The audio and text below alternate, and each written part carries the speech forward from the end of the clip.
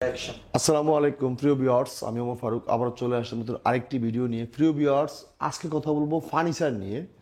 কোন কাঠে ফার্নিচার ভালো হয়। এখন এইটা কেন টপিকটা করা, এটা হলো আমাদের ইউটিউব চ্যানেলে অনেকে ফোন দেয়, ভাই একটু ফার্নিচার সম্পর্কে কিছু আমাদেরকে অভিজ্ঞতা দেন, কারণ আপনাদের তো ডোরের অনেক কালেকশন, ডোর তৈরি করেন, আপনার ফার্নিচারও বানান।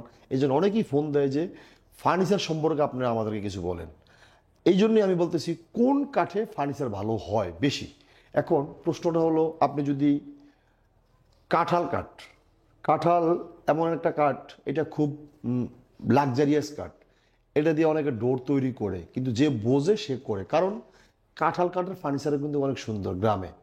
এবং আমাদের দেশে বরিশালের ভাষায় বলে আপনার হলো রেন্ডি, রেন্ডি কড়ি বলি আমরা, অনেক সময় রেন্ডি সৃষ্টি বলি।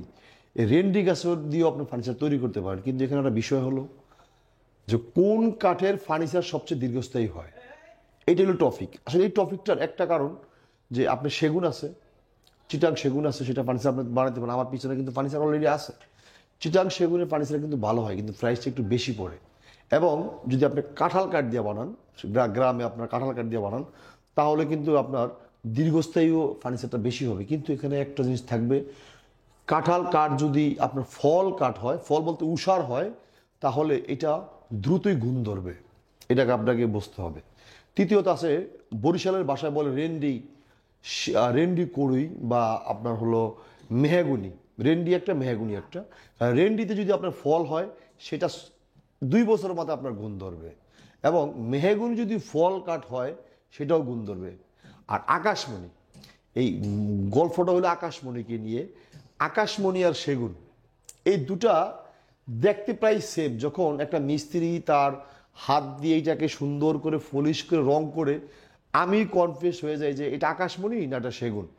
এই জন্য মানুষ ফার্নিচারের দাম, ওই যে আমি দেখলাম বিভিন্ন ইউটিউবে ফেসবুকে পিডিএফ আরে ভাঙ্গা চুরিয়া, এই অল্প দামে এত এত সেট ডেলিভারি, ওগুলো সব হলো যে কাঠগুলা গ্রামে বলে, গ্রামের ভাষায় বলে আবাত্তি, এই কাঠ দিয়ে কিন্তু তৈরি করা। এই জন্য এগুলোর দাম এরকম হয়ে থাকে।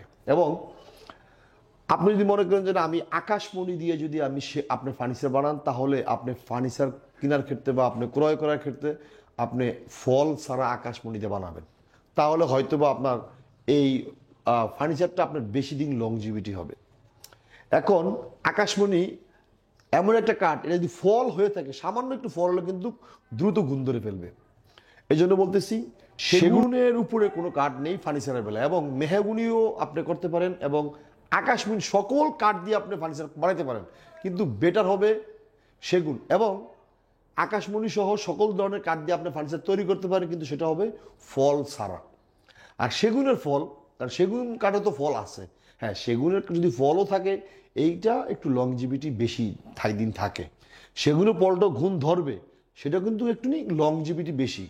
যেমন একটা একটা উদাহরণ দিই আমি, যেমন আমাদের শিলকড়ি, শিলকড়ি চৌকাঠ, এটা যদি চিটাঙ্গের হয়ে থাকে, তারপর যদি ফল হয়, মানে উষার হয়, এটা দ্রুত আপনার শেষ হয়ে যাবে।